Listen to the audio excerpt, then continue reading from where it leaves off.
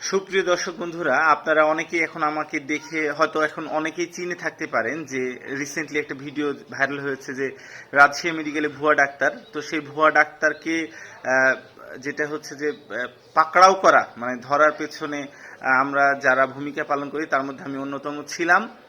তো সেই সুবাদে অনেকে আমাকে দেখে থাকতে পারেন। তো অনেকে ইনবক্সে জানতে চাচ্ছেন আমার ফেসবুক পেজে, বা আমাকে মেল করছে, অনেকে আমার হচ্ছে আইডিতে SMS করতেছে, অনেকে ফোন দিচ্ছে আসলে কিভাবে ধরলাম ভুয়া ডাক্তার। তো সেটাই আপনাদেরকে ছোট্ট করে বলি। সেটা হচ্ছে যে সে ডাক্তার, সে তো তার চেহারা বা সেই মোটামুটি ডাক্তারের মতনই তার বেশভূষা ছিল।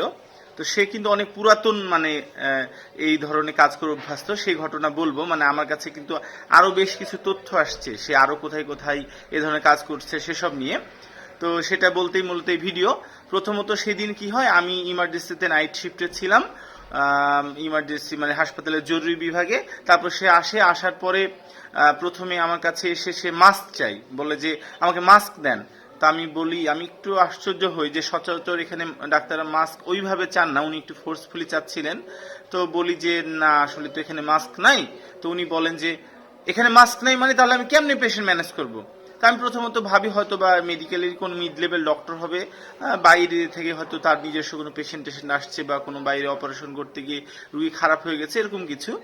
তো ঠিক সেই মুহূর্তে আমি জানতে পারি যে আমাদের যে জরুরি বিভাগে অপারেশন থিয়েটার আছে, মিনি অপারেশন থিয়েটার, সেখানে যে অ্যাসিস্ট্যান্ট আছে ওনার কাছে গিয়ে উনি মাস্ক এবং গ্লাভস চান। তো ওইখানে গ্লাভস ছিল, মাস্ক ছিল না। তো উনি তখন একটু রাগান্বিত হয়। তো ওই আমাদের অ্যাসিস্ট্যান্ট উনি একটু আশ্চর্য হয়। তো সেই ঘটনাটা আমাকে বলে। তারপরে আমরা মোটামুটি ওইটা একটু আলোচনা করার পরে কাজের ফাঁকে বিষয়টা ভুলে যাই, আর ওইভাবে নোটিস করি না। প্রায় ঘন্টা খানিক পরে উনি আবার আসে আমাদের অপারেশন থিয়েটারে, জরুরি বিভাগের ওখানে এসে উনি অপারেশনের জন্য গাউন চান, যেটা সার্জিক্যাল গাউন, সেটা চান যে আমাকে সার্জিক্যাল গাউন দেন, আমি মানে অপারেশনের জন্য লাগবে, অপারেশন থিয়েটারের জন্য লাগবে। তো তখনই ওই অ্যাসিস্ট্যান্ট দৌড়ে এসে আমাকে বলে যে ভাই দেখেন কি ঝামেলায় পড়লাম, ওই ডাক্তার কোথাকার, আমি তো ওনাকে চিনি না, উনি এসে সার্জিক্যাল গাউন চাচ্ছে, অপারেশন করবো, এই সেগুলা বলছে। তো আমি ওনাকে ডাকার পরে বলি যে আপনি কোথাকার ডাক্তার? বলছে আমি হসপিটালের ডাক্তার। তো হসপিটাল ডাক্তার হলে আপনি তো জানা উচিত যে এখানে এই ধরনের কিছু পাওয়া যায় না। তো এই মোটামুটি অবস্থা। ঠিক ওই মুহূর্তে সে টার্ন ব্যাক হচ্ছে, ওই মুহূর্তে আমার আরো একজন সহকর্মী গোলাম মোস্তফা ও ও বিষয়টা একটু অনুধাবন করে এবং ওনাকে ডাকে, একটু ফোর্সফুলি ডাকে, বলে যে আপনি একটু আমাদের ইএমও স্যারের সাথে কথা বলেন। মানে উনি যেভাবে আমাদের জরুরি বিভাগে এসে খুব চড়া পাকড়া হয়, তো সেই জন্য একটু রাগান্বিত হয়ে বলে যে আপনি এখানে ইএমও স্যারের রুমে আসেন, আপনার যা যা লাগবে উনি দিবে, বা আপনার কি সমস্যা এখানে বলেন। পরে ইএমও স্যারের রুমে ঢুকাতে আমি তার আইডি কার্ডটা হাতে নেই, হাতে নিয়ে দেখি যে লেখা আছে, মানে ভুয়া আইডি কার্ড আর কি, যে Rajshahi medical hospital MBBS PGT student, বানান ভুল, মেডিসিন বানান মেডিচিন বা এরকম কিছু একটা ছিল। আমি ভিডিওতে আইডি কার্ডের ছবি আপনাদেরকে ইনক্লুড করে দিচ্ছি। পরে আমরা তার মানে সে যে একটু অপ্রস্তুত হয়ে যায় আমাদের যে জেরাতে, তখনই আমি এখন কর্তব্যরত পুলিশ বক্সে পুলিশ বা এবং আনসার, যেটা আমাদের হাসপাতালে প্রতিরক্ষা কাজে আছেন ওনাদেরকে ডাকি, এবং এক সময় আমরা মোটামুটি তাকে জেরার মাধ্যমে স্বীকারোক্তি করাই যে সে হচ্ছে ডাক্তার না। মানে প্রথমত সে বলে আমি অন্য একটা জায়গায় মেডিকেল স্টুডেন্ট ঘুরতে আসছি। তারপরে আবার বলে যে না আমি IST স্টুডেন্ট, ইসলামী ব্যাংক। পরে কোন IST? তখন বলে ইসলামী ব্যাংক IST, মানে ইনস্টিটিউট অফ হেলথ টেকনোলজি, যেটা আমরা প্যারামেডিক্যাল বলি, সেখানে স্টুডেন্ট। তার কাছে সেখানকার একটা কার্ড পাওয়া যায়, আইডি কার্ড, মানে তার কাছে 2টা আইডি কার্ড ছিল। পরে আস্তে আস্তে আইন শৃঙ্খলার রক্ষাকারী বাহিনী আসে, ওখানকার পুলিশ বক্স ইনচার্জ আসে, আমরাও মোটামুটি একটু চড়া উত্তরাও হই। গোলাম মুস্তফা তো সেই রেগে টেগে ফায়ার, যে কি একটা অবস্থা, আপনি এখানে আমাদের ঝাড়ি দিচ্ছে, সাহস তো কম নাই সেই। তো সব মিলিয়েই মানে সে পাকড়াও হয়। তো মানে এর মাঝে আমরা তার ফোন চেক করি, ফোনে দেখতে পাই যে সে হাসপাতালে ICU-তেও গিয়েছিল, ওখানে ICU-তে রোগীদের কাছে গিয়েছিল, ওখানে ছবি টবি তার ফোনে দেখতে পাই।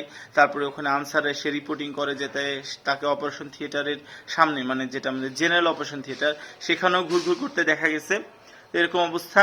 তো ঠিক এই সব নিয়ে একটু দোলাচল হতে, তারপরে আস্তে আস্তে কিছুক্ষণের মধ্যে আসে মিডিয়া, কিভাবে খবর পেয়ে যায়, মিডিয়া আসে। তারপর রাজপাড়া থানা পুলিশ আসে, ওনারা মিডিয়া কিছু সাক্ষাৎকার নেয় এবং হচ্ছে রাজপাড়া থানা পুলিশ তাকে জেল হেফাজতে নিয়ে যায়। পরবর্তীতে তার নামে কি মামলা মোকদ্দমা হয়েছে এগুলা বিষয় আমাদের জানা নাই। সে পুলিশ হেফাজতে আছে বর্তমানে। তো তার যেটা মূল যে ঘটনা বলছিলাম যে সে আসলে কত ধরনের দ্রুতবাজ, সে অনেক সময় বলে যে আমার মানসিক সমস্যা আছে, সে সিনেমাটিক কাহিনী শোনায়। তো মূল যেটা যে বলতে চাচ্ছি সেটা হচ্ছে এই কিন্তু না, উনি যে শুধু রাজশাহী মেডিকেলে আসছে তা না, ও কিন্তু ঢাকা মেডিকেল, এই যে আপনাদেরকে এই যে ছবিটা দেখাচ্ছি, ও হচ্ছে ঢাকা মেডিকেলেও কিন্তু ডাক্তার পরিচয় ঢুকেছে, ওখানে রুগীদের সে রিপোর্ট দেখেছে, তারপরে ওখানে রিপোর্ট, বেশ কিছু রিপোর্ট দেখেছে, সে পুরোদস্তু ডাক্তারের মতন, মানে মেডিকেল স্টুডেন্টের মতন গেট আপ, মানে এমবিবিএস স্টুডেন্টের মতন। তারপরে হচ্ছে ঢাকাতে ওগুলা করার পরে রিপোর্ট টিপোর্ট এসব দেখার পরে এছাড়াও সে হচ্ছে করে আপনার কুষ্টিয়া মেডিকেলে, মানে যে সে যখনই কোনো পারপাজে কোথাও যায় পুরোদস্তু ডাক্তার সে যায়, কুষ্টিয়া মেডিকেলেও সে রুগীদের ভিজিট করেছে। আমার কাছে এই ছবিটা আছে, দেখে মনে হচ্ছে সে ফাইলে ওষুধ লিখবে বা এরকম কিছু একটা অবস্থা। তাছাড়াও সে তারও শুনতে পায় যে সে ডাক্তার পরিচয় একটা চিটারি করে বিয়েও করেছে, যাক সেটা তার পার্সোনাল লাইফ, আমরা সেটা নিয়ে না যাই।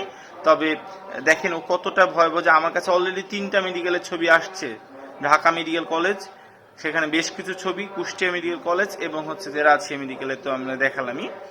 তো সে যে কত দ্রুতবাদ, যে সে বিভিন্ন জায়গায় যায় ডাক্তার পরিচয় রিপোর্ট দেখে সেই করা, তার মানে সে যে কাহিনী শোনাচ্ছে এর উপর যদি সিম্প্যাথিও দেই, তার আগ্রহ থাকতেই পারে। কিন্তু সে তো একটা তার আইডি কার্ডটা, পরবর্তী আইডি কার্ডটা যদি সত্য হয়, সে, এবং আমি তথ্য নিয়েছি, সে হচ্ছে যে ইসলামী bank institute of health technology 2019-20 শিক্ষাবর্ষের একজন স্টুডেন্ট, মানে এরকম শুনতে পেয়েছি আমি, যদিও খুব একটা সত্যতা যাচাই করতে পারি নাই, নির্বাচন, হ্যাঁ যাই হোক।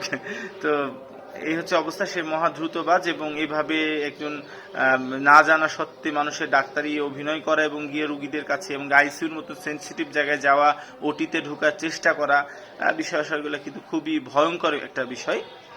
তো এই ছিল মোটামুটি তাকে ধরাও ইয়ার ঘটনা। আরও ঘটনা, যাই হোক, ঘটনার প্রেক্ষিতে মেলা কিছু হয়, তাকে একটু মানে সাধারণ পাবলিক কিছু একটু মানে খেপেও যায়, হ্যাঁ ভুয়া ডাক্তার এসে শোনা পড়ে, যখন লোকজন হয় তারা 2-4 জন তারা একটু আদর ভালোবাসাও দিয়েছিল, চুম্মা চারটি আর কি। তো যাই হোক, এই ছিল মোটামুটি। তো আমরা যারা মেডিকেল পার্সন আছি, নন মেডিকেল পার্সন হয়তো বুঝবে না, মেডিকেল পার্সন আছে, আমরা সচেতন হব যে আমাদের এখানে বহিরাগত কেউ বেশভূষা পাল্টে আসছে কিনা, সে বিষয়ে সচেতন হব। আমরা নিজেদেরকে এবং আমাদের কাছে যারা সেবা নিতে আসে সে সকল রোগীদেরকে প্রোটেক্ট করব, এটাই চাওয়া। সবাই ভালো থাকবেন, সুরক্ষিত থাকবেন। আল্লাহ হাফেজ।